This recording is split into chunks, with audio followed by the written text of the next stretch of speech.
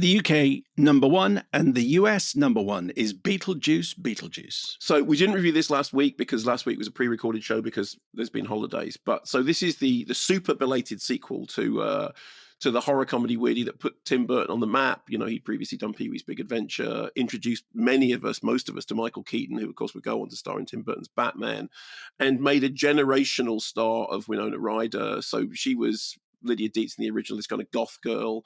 She reprises that role now. Now she is a mother and psychic mediator who hosts Ghost House with Lydia Deetz. General Taker is Astrid, who is her daughter, who has now sort of taken on her mum's goth mantle.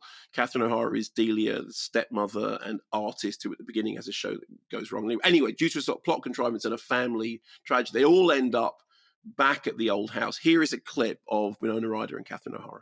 Astrid found this in the attic. Ew. So, every now and then I feel his presence, like he's lurking somewhere, just out of reach. But lately, I'm seeing him again. And I was really hoping this was all in my head, but now this. Lydia, you need to take back your life from the hanger-oners, from this thing. Where's the obnoxious little goth girl who tormented me all those years ago? It's time to find her. I think that's a great line.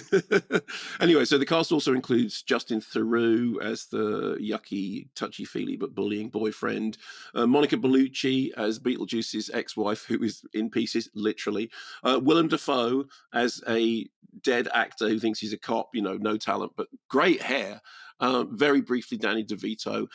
The idea of a sequel dates back to the early 90s, but it was put on hold after Batman took off. This played at Venice just before it released, and it got pretty decent reviews. It's become a big financial hit.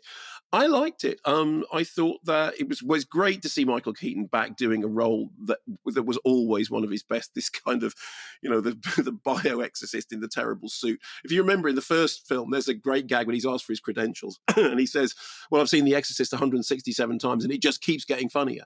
This may not be Funny how that would appeal to you. I know. And also there's a headspin joke in this as well, which I really enjoyed. I mean, this may not be the original, but unlike the Ghostbusters reboots, this does, I think, have at least some of the charm of the original. I mean, some of that sort of ghoulish charm. And it is nicely ghoulish. One of the things they've done, which is quite smart, is there's kind of stop motion and claymation, and you know, it's not just a CGI fest. There's quite a lot of physical stuff in it.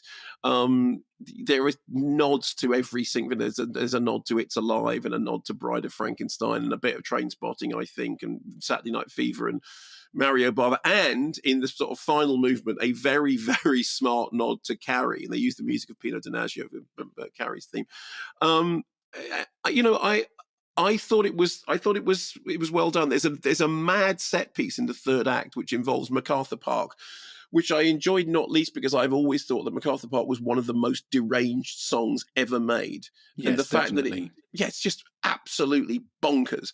But it's kind of doing the banana boat sequence, but with MacArthur Park, and I thought it was fun. I thought it was ghoulish, and I enjoyed it, and I liked the amount of squishiness that there was in it. And hey, who knew that it was possible to revisit Beetlejuice and it actually be pretty good, as opposed to just doing the Ghostbusters Bill Murray? So yeah, thumbs up from me. Every time you say Justin Theroux, in my head it goes, "Is it you?" Yeah, because that's how immersed I am in 70s glam, as I suspect you are.